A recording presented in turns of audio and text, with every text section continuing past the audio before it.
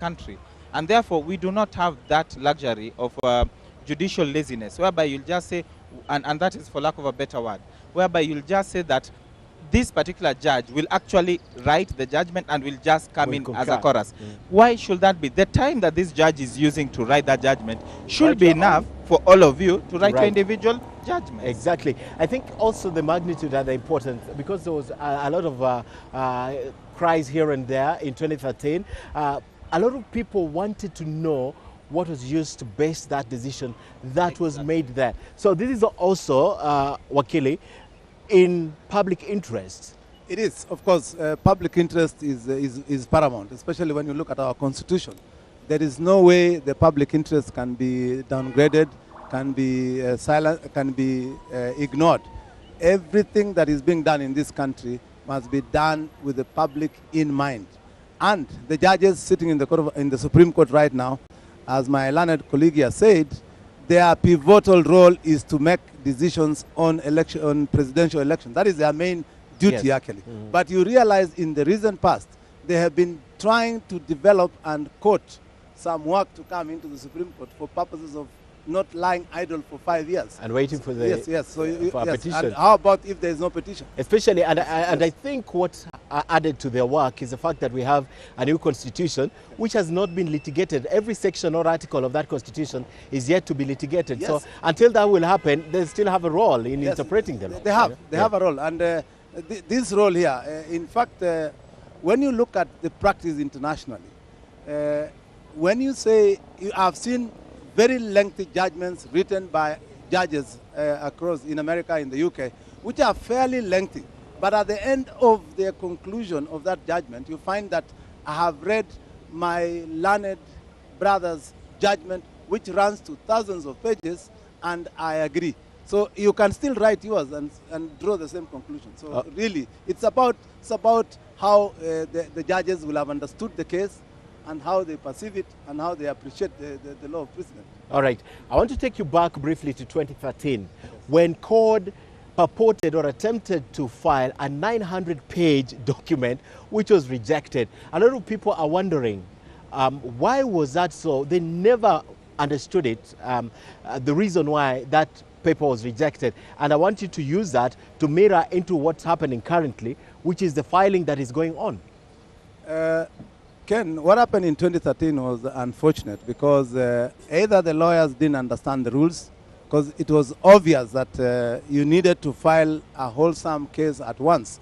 There is no luxury of time to file pleadings like we do in the High Court, where today you file this, tomorrow you realize that you hadn't included this, you make an application to include it. The presidential petition, that luxury does not exist. So the lawyers then made a mistake, and I believe that it was a very unfortunate situation. And it could be an innocent mistake because it was the first time that's we why were I'm having calling that. it a mistake. Yes. It was a mistake that they did not appreciate the rules that were in existence, and it was the first time. Okay. This particular time, when you look at what has happened in this particular petition, there is almost a similar mistake that was made, because I saw some correspondence flying around in social media and also in the press by the lawyers appearing for IBC, questioning why the lawyers for NASA were still filing the documents several hours after the deadline. So again, that might come up in this petition for purposes of being struck out. All right. Dan? Ken, I think what happened in 2013 is quite unfortunate. And I depart from what my learned senior is actually saying, because what happened in 2013 is that the petition was filed, the respondents put in their response, and as is expected, you have a right to put in a supplementary affidavit. Like they have until tomorrow. Yes, they have until tomorrow to do so. However, what happened in that, and today, the reason why they have until tomorrow is because the Chief Justice decided to give directions in terms of how they will file. 2013, there was no direction from the Chief Justice. We just looked at the law. So that by the time they were going for the hearing, CORD, as it then was, had already filed a supplementary affidavit, the 900-pager, and wherein they annexed new and crucial evidence, which was also in response to what the respondents had said. But when they went to the matter actually came up in court, the argument by the government and the IBC then was that these particular individuals are filing their documents, have actually filed their documents without leave of court. But the issue in terms of what the response was that we actually were expedient enough to file it and come and seek leave of court after filing so that we save on time. The issue there was about technicality, and the question that begs even today is that it is what is the message that we are sending out? The issue is the social contract between the people and their leaders for the next 5 years, such that will a technicality invalidate the right of these particular individuals? Will a technicality go to the merits of this particular case? It will not have gone to the merits. We have the oxygen principle. The Constitution itself has actually indicated that we should look at the form itself and as opposed to technicality, so that that decision by the Supreme Court has not actually even been upheld by the Court of Appeal, by the it's not being High mirrored Court. anywhere. It is not. They are not actually feeling that they are bound to it, and they have actually moved. They've actually moved far from it. Why? Because to me, he's forgetting the time limit that the Supreme Court has. No, let me tell you why. The decision in the Raila case of 2013 has been utilized or applied in the Ugandan case. I think he meant the time. I think he meant only the provision, the striking out of this 900. Well, of course, what are only. the saving grace for them is that the rules in 2017 have been changed to accommodate parties' filings. Out of time. Yes, out of time. Okay. Yes, exactly. All right. It is not even parties filing out of time per se. And if the rules could be changed today, what was the prejudice that will have been served? Then remember, the issue here is very critical in terms of whether we had a fair, credible, and transparent election. Said that these technical issues can never and should never come to actually prevent people from knowing that particular fact. And what will have been the prejudice, because what had been filed could still, the other side had a right to reply. Just like today, they will have a right to reply. And that is why the aspect of overrating technicality and to defeat substantive justice, when the Constitution is clear that you should not do that, is that the issue that we're looking at. All right, we'll see how that is handled. On your split screen is inside the Supreme Court room that will be used for this particular petition. You can see there's a very minimal activity inside the court. It's just setting up the seats for the 7 judges who will be sitting, for the lawyers, senior counsels will be sitting right in front of the benches that you see. The supporting lawyers plus other people who are interested will be sitting right at the back. But I have to note at this point that the members of the public, if you don't have a direct link to this case, you'll not even be allowed within the Supreme Court. In fact, we'll show you later, there's a lot of activities, there's a lot of policemen around the court here who are trying to keep you away from this, because if you are not involved, there's no point coming here. Furthermore, Nation and NTV will be mirroring this live to you. You can sit in your house, you can sit in the office, you can watch it anywhere, so you don't need to come here. But those are the pictures from inside, minimal activity. I guess the registry is even busier, but right now there's very, very limited activity until tomorrow. Tomorrow the story will change. And of course the story that will change includes the status conference. One thing that I want to know, and a lot of other people outside social media are asking, is authoritatively, what will be used to discuss, to decide this case? There are people who said balance of probability. I tend to disagree. Beyond reasonable doubt is somewhere there. And then constitutional matters. What will be used? In fact, the primary... Would you just raise your mic? The primary consideration here will be the constitutional question. That is the most important thing that will be sitting pretty for the judges. Constitutional yes, it question. has to be. It is important for that to take center stage, because we need to look at the manager of the election in Kenya, IBC, has a constitutional role to play, and their role then must be within the parameters of the Constitution, apart from the statutes that govern this process. Okay. Then, of course, then the evidence that the parties will be filing. And in terms of the representations that we know that the parties will have, you will find that all of them will be, they are enjoined to make sure that all their pleadings are in order, so that when the pre-trial conference is done, there's nothing left to chance. so that everything that will be needed to be heard on the hearing on Monday, or from Sunday, is it Monday? I think so. There will be nothing to stop it thereafter. It will be just a rundown towards to the end, because they shall have dealt with preliminary issues. And Duncan, I have ruled out the two, balance of probability and beyond reasonable doubt. However, talk to me about this. One of the things that I'm confident, and if you look at the petition they're canvassing in this election, in this petition, is the fact that they don't feel the election was free, credible, and was free, fair, and credible. And one of the things they're saying, they're going to talk about the 11,000 missing forms, according to them. They're also going to try and poke holes into the Form 34As and 34Bs, you know, and that added to 34C. But now my question is on reasonable grounds.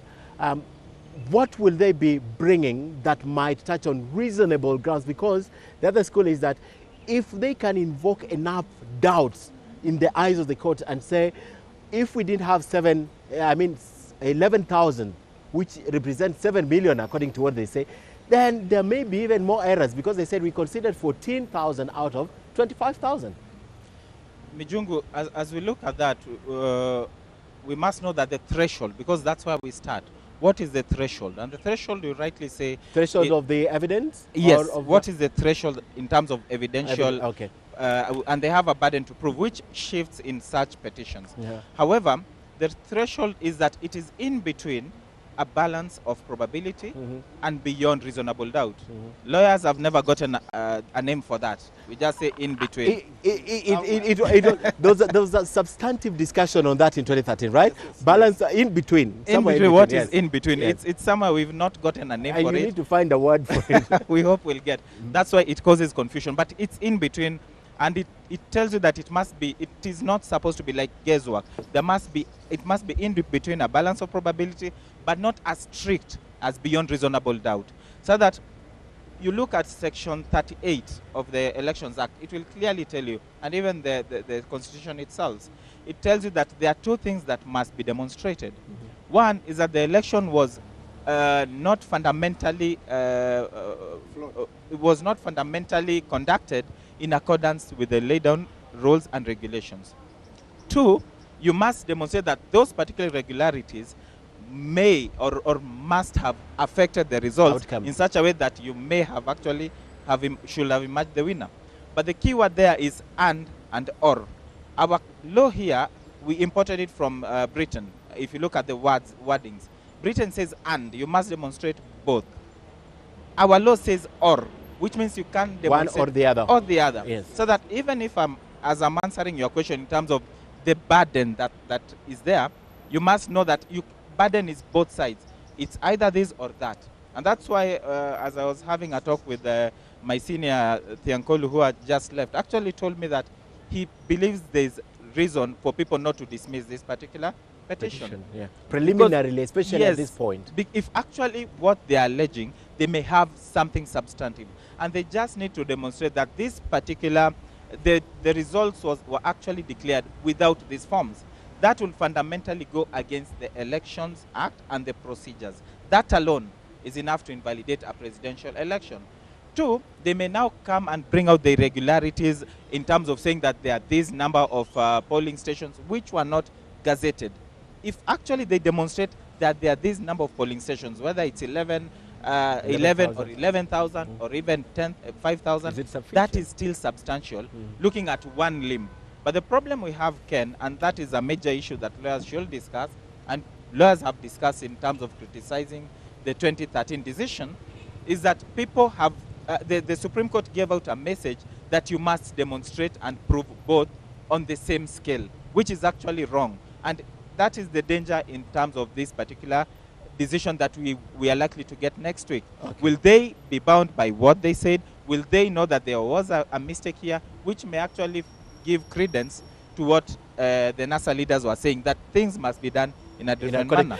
We had this discussion the last time you were in studio, and I remember we talked about it extensively. But as you respond, in your mind, thinking at what Duncan has said about and or, and also the fact that is it substantial to nullify an election, in my mind I'm looking at it like, what does the law say? Is it sufficient is 11,000 enough to nullify a presidential election? If we gave the disputed votes on the other side, would they still declare this as invalid? Should it be that threshold, or the threshold should remain? Was it done according to the law, Kurgat? In fact, before we go that direction, let me just make one comment here. That when the court made the decision in 2013, they had the benefit of the evidence at the time, which then was, it remained uncontested. In this particular petition that is in place today, NASA has tried to bring into question the issues, or rather to bring into the fore the issues that were not discussed in 2013 petition. So there will be a difference, of course, in terms of how the court will react. And given that the bench is essentially different, in terms, because you've got three new judges, there's the Chief Justice, Deputy CJ and Isaac Lenol. Yes. So it depends on what they are bringing on board in terms of what the petition is all about, and or how they appreciate the petition. All right, you can say there's some activity right here. We told you earlier the activity was very limited, but we have just seen the motorcade of the NASA presidential candidate, Raila Odinga, has just arrived with his lawyers, including Otende Amolo and the rest. We can also see the devolution CS Mwangi Kiunjuri, who is also coming. But basically, actually, it's not devolution CS, just got it wrong. But this is the convoy of the NASA presidential candidate, Raila Odinga, which has just arrived here at the Supreme Court. We are not aware of what they want to do, but as my panel here will tell you, probably they have a window to file additional responses or supplementary responses just in case they having read the replies from the IBC and also from President Uhuru Kenyatta, right? Yes, of course. I think that is the activity that is going to take place. Or maybe I don't see the leader of official opposition here. But his official car is here. Yeah, This is the car he's been using. I think these are just, it is being used for transport purposes. Okay. It has brought in Tienda Molo, maybe most probably to bring in certain documents. I can see they are carrying documents. We do not know exactly what they are, but it must be in relation to the petition. Okay. Or somebody else is also applying to be enjoined. To be enjoined in this. So all right. Yes. All right, we'll give you more details. Now, as we conclude, because we have to conclude this discussion, and we were talking about the threshold, evidential value that this will bring in. I'd just like us to conclude, because we still have a lot to talk about in the coming days. But finally, for you, on the threshold and evidential value that has to be presented here. Yes, I think from I what think I've we should seen... have started with Duncan now that you're senior, because we are concluding. Yes, sorry. My take is if the Supreme Court gets it right, because I personally believe they got it wrong last time in terms of interpretation of that, then no one should dismiss this particular petition. Because my take is, it is not even about the magnitude. It is about whether elections were conducted in the manner prescribed in law, whereby it is free, fair, verifiable, and more importantly, you must understand that it will come to a point whereby we'll have to look at electronic, the electronic and aspect in this election, so that what was the role of these particular devices? Did they actually conform? Are they verifiable? We may actually delve straight into that, and that's why I was actually indicating that the fact that we want to reduce, just because of the constraints of time, we want to reduce, we should be very careful not to reduce or limit these particular proceedings to a point that we actually lose the critical aspects of this particular petition.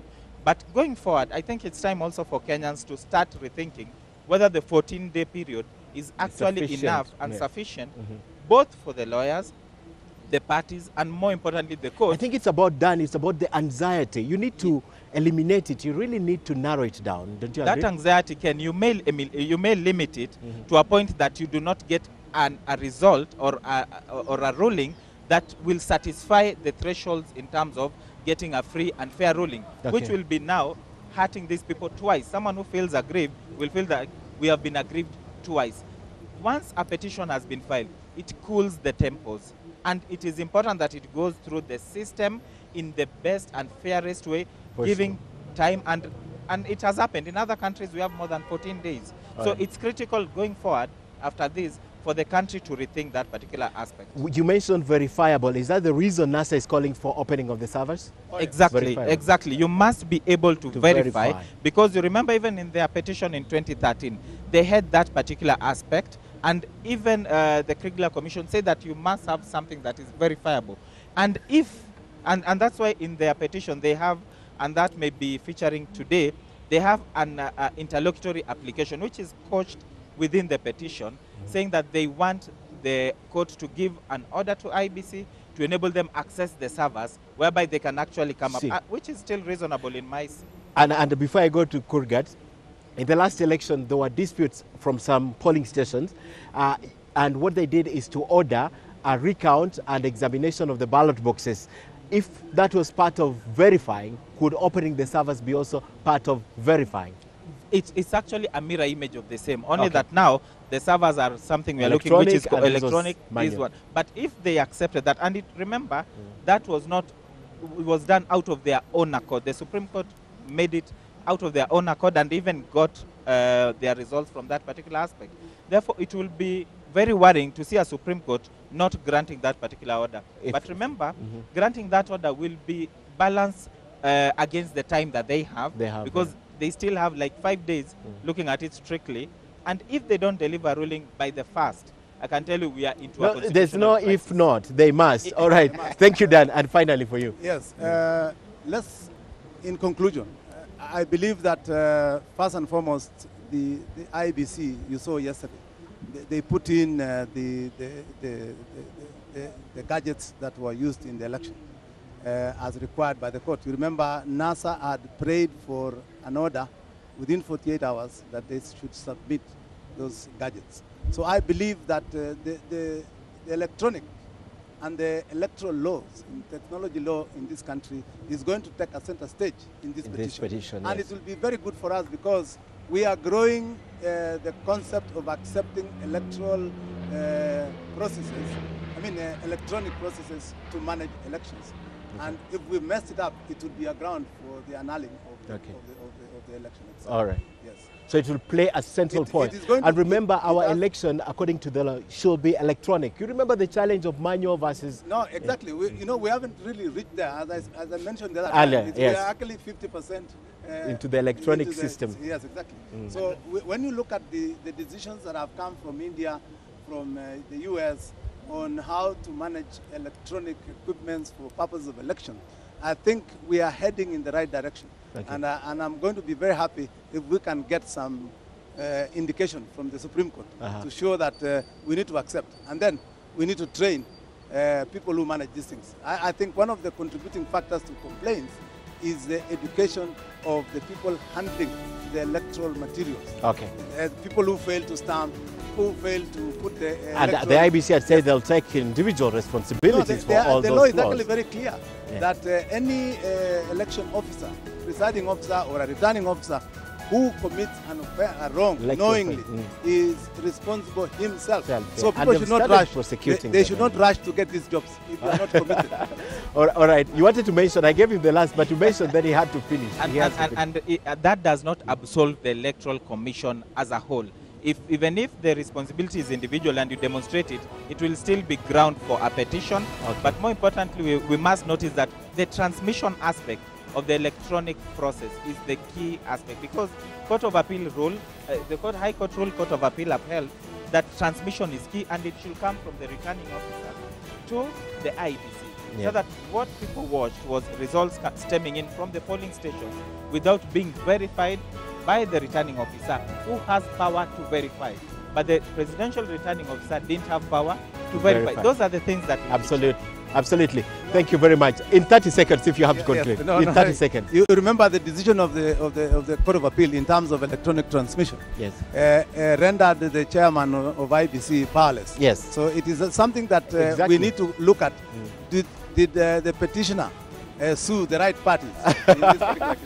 All right. Thank you very much. Of course, the parties that have been sued is President Uhuru Kenyatta, the departure of what happened in 2013. They are not sowing this time round. His running mate, which is William Ruto, but he's the chairman who is the presidential election returning officer, the IBC, and of course the winner of the election, in quotes right now, that's President Uhuru Kenyatta. The conversation, gentlemen, continues. This is just the beginning, and of course, every single day until the petition is decided, we'll be right here at the Supreme Court. Earlier, I said the motorcade was for Raila Odinga. It had the cars of Raila Odinga, but it was not here. It was James Orengo, Otiende Amolo, some of the advocates who would be involved. I think they were filing additional documents here. We take a break for Decision 2017 News, which comes at the top of the hour with Trevor. But remember, NTV Sasa will also be on air, and probably from right here at the Supreme Court. Right now, we take a short break. Thank you very much, gentlemen. Thank you so much for having us. Thank you.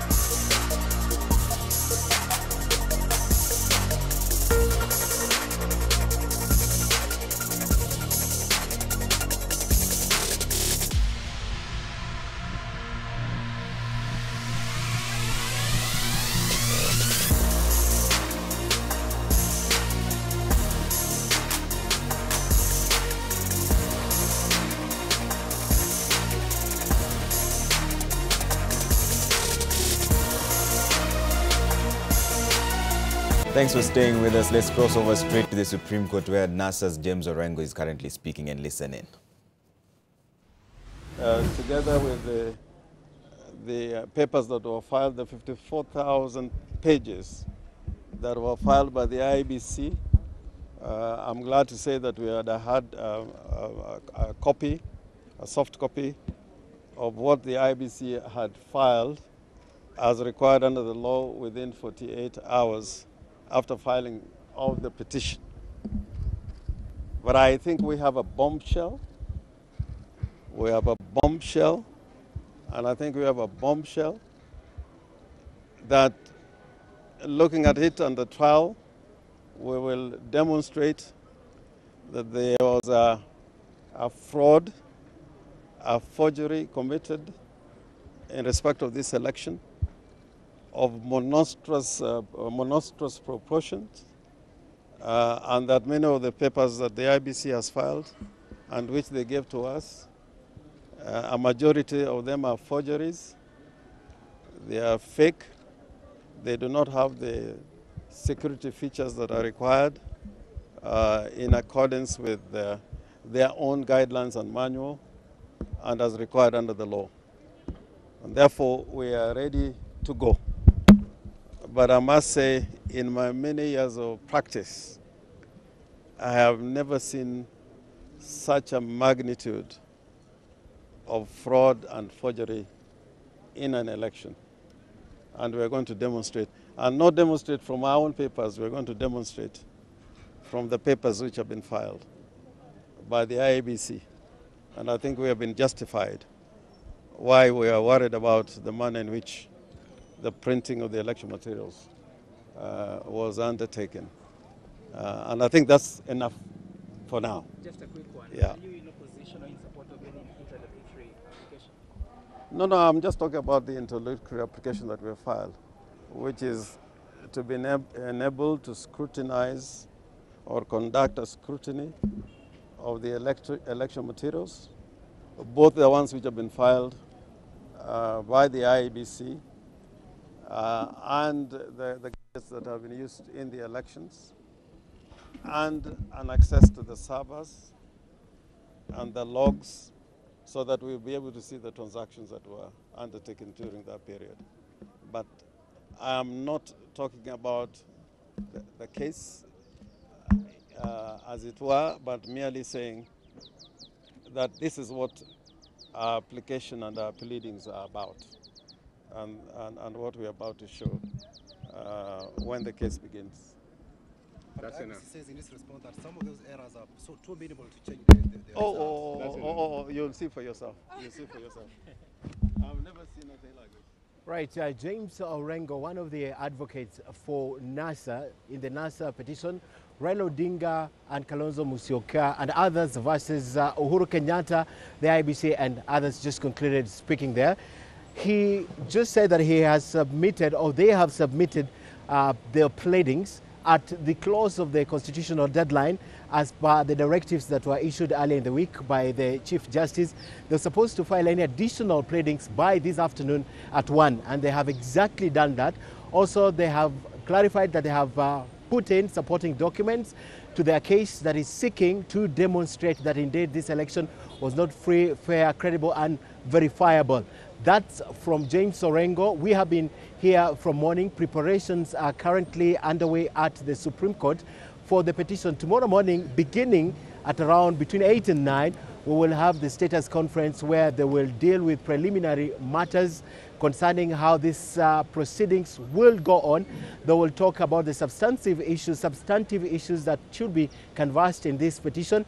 The lawyers will agree on exactly what will be submitted on before the 7 Supreme Court judges. They will also be considering those who have applied to be joined in this petition as friends of the court or as interested parties, and that will also include the Chief Justice's office, not Chief Justice, but the Attorney General's office, plus other interested parties. That is what they'll be doing tomorrow morning, and effectively they will set the stage for the hearing proper that is supposed to begin either on Sunday or on Monday. that will decide that. Remember, this is a constitutionally time-bound case that must be decided 14 days after a winner of the election has been pronounced by the Independent Electoral and Boundaries Commission. So right here from the Supreme Court, we're holding fort for you. We'll be live beginning today until the day that judgment will be rendered. And it must be rendered as per the Constitution by the 1st of September. The verdict must be in to pave way for either another election or for the swearing in for President Uhuru Kenyatta for a second time. So this evening we also expect other parties that are concerned in this case to come and file in any additional information, including the people who want to be enjoined in this case as interested parties must have made the application to the court by latest this evening, I think at 7 p.m. And of course, NASA has until tomorrow, sure it's about 9 a.m. to submit any response to the response that were made by the respondents in this case, which is the Jubilee Party, which is President Uhuru Kenyatta, which is the IEBC and the IEBC chair. For now, from the Supreme Court, back to you, Trevor Mbija in studio.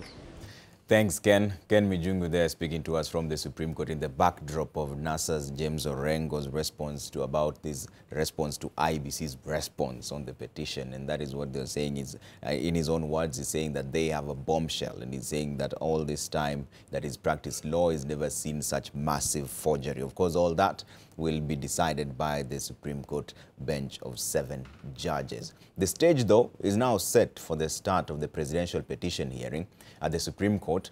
That comes after President Uhuru Kenyatta late last night filed his response defending his re-election, saying his win is based on his development record and an inclusive government. In his 10-page affidavit, President Uhuru Kenyatta also denied claims by Odinga that he threatened chiefs in Makueni with the sack for not campaigning for Jubilee. In a joint response, the IEBC and its chairperson, Wafula Chebukati, who is listed together with President Kenyatta as the 3 respondents in the case, said that the election was above reproach. In a sworn statement, President Kenyatta denied claims by his main challenger, Raila Odinga, that he used state resources and civil servants to campaign for his re-election. The president described as disparaging remarks by Odinga that his leadership was computer-generated. He said his win was endorsed by Kenyans. We are confident about the answers we give. We are bullish about everything we have done. And let the case start either on Sunday or Monday, and we are ready to go. We have filed about 14 affidavits with thousands of annexures to show that the election was peaceful, it went well, there was nothing really much that happened in the country, there was no violence, it was a peaceful election. The gap, as you all know, was fairly large. And we don't see really any controversy or we don't see anything really that should worry. The president's supporters should be confident that this is a case in which we have all the answers to the various questions the Honorable Prime Minister poses in his petition. That was during the filing of the response late last night. It happened well past midnight. And of course, both sides are expressing confidence, exuding confidence over the outcome of the Supreme Court. And now we go to the home of Homa Bay Women Representative-elect Gladys Wanga, where NTV's Namukabo Werunga has been sampling views among locals on their representatives' quest for higher pay for MPs. Leah, what is the feeling on the ground about Wanga's quest?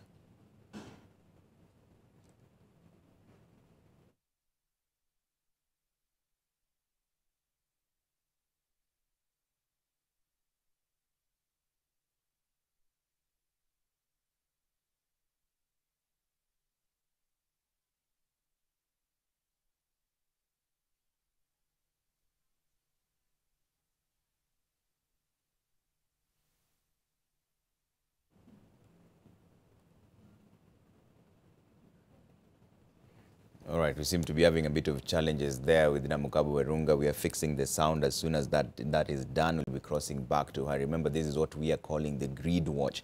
This coming a day after members of parliament vowed to restore their allowances, both the mileage and sitting allowances in parliament, in a move that the president has sworn actually not to sign should the bill be brought to him. It was being championed by Homa Bay Women Representative Gladys Wanga, and of course Gathoni Wamuchomba of Kiambu also alluded to that in as much as she withdrew her statements later on. And speaking of Gathoni Wamuchomba, Leila Mohammed is standing by in Kiambu, where the residents there are expressing their frustrations with the utterances of the legislator. Leila, what's the latest from where you are? Well, the discussion about leadership, servant leadership, leaders who are accountable to the people is very rife here in Kiambu County, where the people say that it is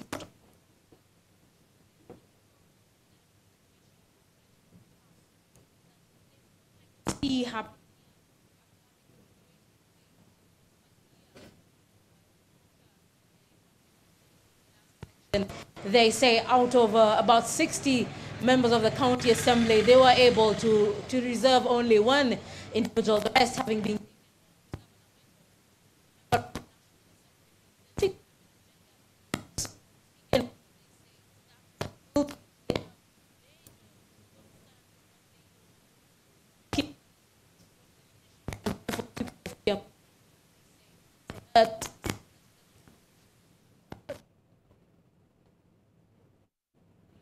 We apologize for those technical hitches happening. Technology can fail you sometimes. It's choosing the worst moment to do that for us. But we are fixing all that and we'll be getting back to them in just a bit. Let's cross over to the counties.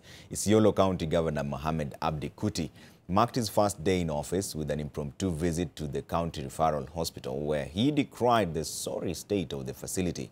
Mohamed Kuti, who is also a medical doctor by profession, attributed the poor state of the county referral hospital as depressing. Now, from his assessment, Dr. Kuti said that other health facilities in the far-flung parts of the country could be in a worse condition, going by the filthy state of the referral hospital.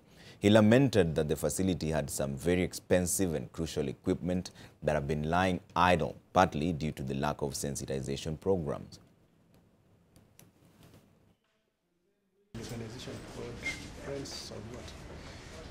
It's a very disappointing scenario.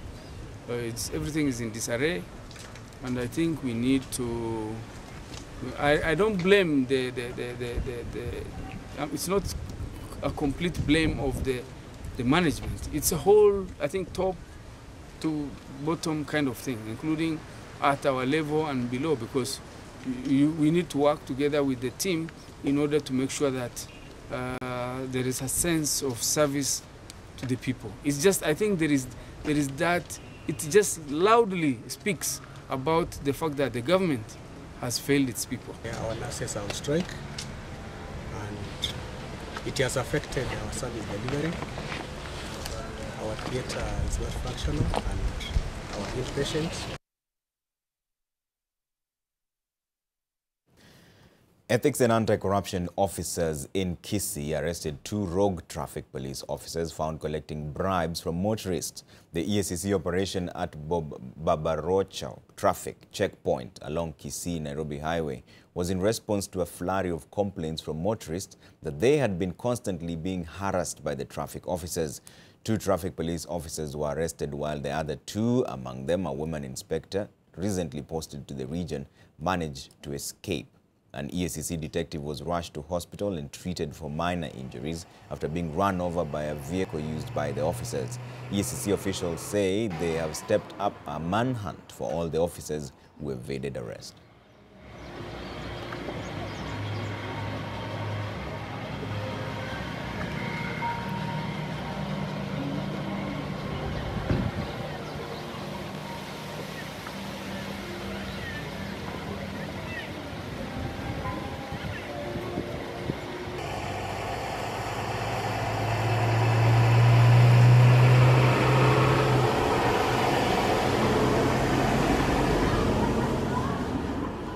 Well, the Kenya Film Classification Board has begun conducting random raids on businesses that sell pirated and rated and pornographic movies in Mombasa.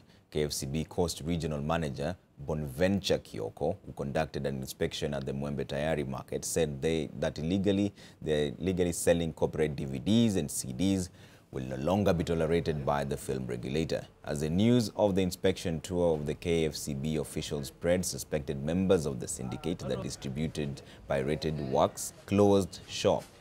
While he said that sales of pirated products were being done not only by roadside vendors but also at indoor shops across Mombasa.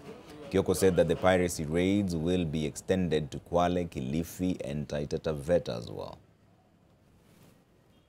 We had instructed them to comply with ensuring that they sell, for one, local content. Secondly, they ensure that their content is affixed with the right classification labels. But right now, there is no compliance. They have taken long, they've dragged in this process, but yet there are no signs of compliance. We are not going to extend the period. Actually, we've struck right now. If anyone has not complied, let we meet him in the courts. Let's talk about some business. And cement manufacturer Bamburi Cement has registered a 36.3% drop in after-tax profit to 1.8 billion shillings for the first 6 months of the year. The cement firm's turnover during the period declined by 8.2% to the 17.5 billion shillings. The firm managed to put a lid on its operating costs, which reduced marginally by just 0.6% to 14.9 billion shillings. Bamburi Cement attributes the dip in performance to a difficult business environment characterized by a contracting market, low private sector investment, and the impact of drought conditions. Bamburi Cement Limited is a subsidiary of the global conglomerate in buildings materials, Lafarge Home.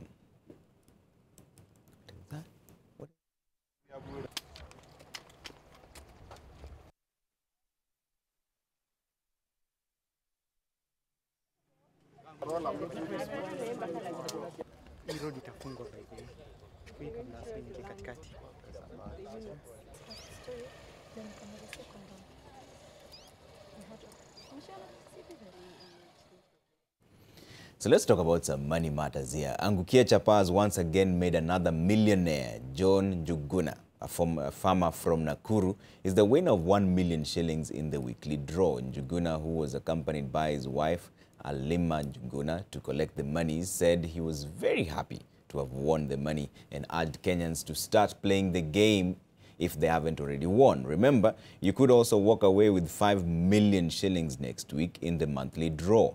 Just SMS START to 29009 to play and win 75,000, 1 million, 5 million in the daily, weekly and monthly draws respectively. And also a grand prize of, get this, 30 million shillings. Mimi vile niliambiwa kuwa ameshinda milioni moja, sikuamini na ilinichukua karibu masaa 7 kutoka kwa nyumba. You know, sisi ni wakulima. Not in a very big way, but it's really going to boost us kwa ukulima. Kwanza ni kushukuru Mungu na tuwe na mpangilio mzuri. Kwa sababu pesa inakuja na inaisha kama mchezo. That money is real. Yes. And we play the same way they can play and win.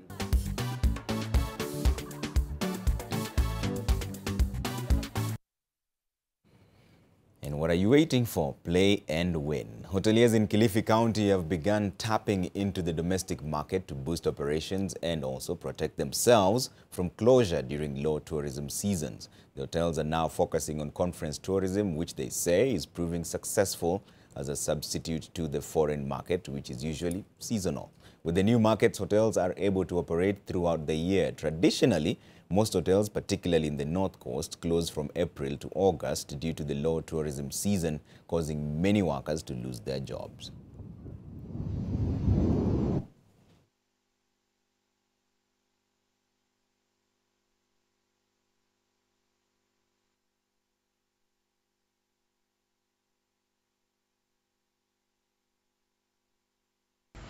The tourism industry is doing quite well. And we appreciate and we thank the Kenyan people for, conducting a peaceful election. And we hope that our business, the tourism, in the tourism sector will improve, because already as we speak, we are already getting a lot of bookings, both domestic and foreign. So we appreciate what has happened, and we ask our people to maintain peace, because it's only through that businesses can be able to thrive. And here's something that has irked many Kenyans, the push by members of parliament to have their salaries boosted by restoring their sitting and mileage allowance as well. Let's cross over to Leila Mohammed, who's in Kiambu, to find out how the people there are taking that move. Leila?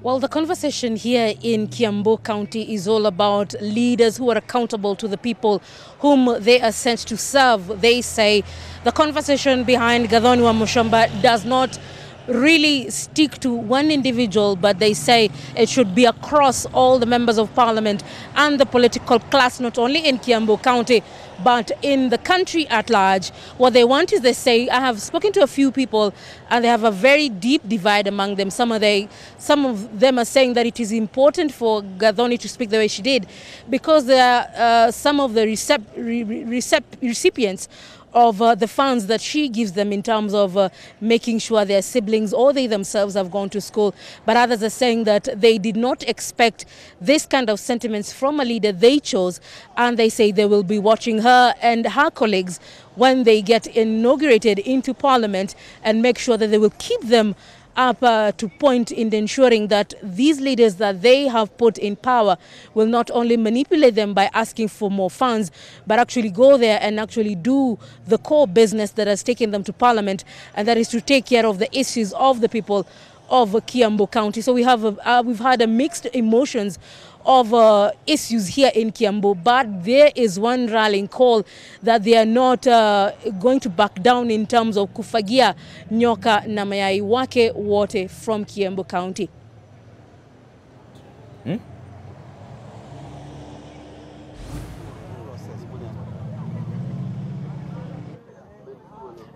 Thank you so much, Leila, from the county of Kiambu. I am here in Homa Bay County. It is another county where one of their representative, the women representative, Wanga, has been very vocal, advocating against the move by Salaries and a Remuneration Commission to slash the salaries of members of parliament. And I have been speaking to some locals here just to get the opinion on views on that. And I will speak to some more here so that we get to listen to what they have to say about that move by one of their representative, Wanga. I'll just start by you, sir. Just start by your name and briefly your opinion on that. Okay. Kwa majina naitwa Tego Philip, mimi ni mkaaji wa hapa Homa Bay, na nataka niongee kidogo kuhusu maneno ambaye Commissioner Gladys Wanga aliongea. Sisi tunaona kama hiyo venye aliongea sawa, juu wakipunguza hiyo msara yao watakuwa na shida. Juu hao wabunge wako na kazi ngumu sana, hata ukifika kwa boma zao, ukienda huko utapata kama watu wamejajaa huko, wanataka usaidia fulani. Kwa hivyo sisi tunataka hiyo msara waache kupunguza hiyo msara, juu wakipunguza hiyo msara watakuwa na shida. Sasa hata tunaona ile yenye wanakata huko juu wanasaidia wananchi wa Kenya na nini. Asante sana. All right. Thank you so much. That is just one of the people that I've spoken to here in Homa Bay County. And interestingly, most of them support Gladys Wanga on her move to advocate against the move by Salaries and Remuneration Commission. This is opposite of what is happening in Kiambu. But what he has said here is what most of the people who have spoken to say. They support Gladys Wanga on her move. Back to you, Trevor. Mukabo Werunga there speaking to residents of Homa Bay just to find out how they're feeling about the MP's push to restore their mileage and sitting allowance. Lakini simkutua pole then you tumike na Mungu. Someone like Franz Mod here says, umekosea kubwa. That place is not Lafarge, it's Lafarge. Same as engineer MD Busolo also. Thanks for the correction. Lakini mkuwa pole. Here's another name I'm about to mess up. Kenya had a mixed evening in Zurich, Switzerland during the IAAF Diamond League. Kenya's Timothy Cheruiyot led the Kenyan 1-6 in the 1500, while Mo Farah ended his track career with a dramatic victory in the 5,000 meters. Diamond League winners, among them Caster Semenya, were also presented with the trophies.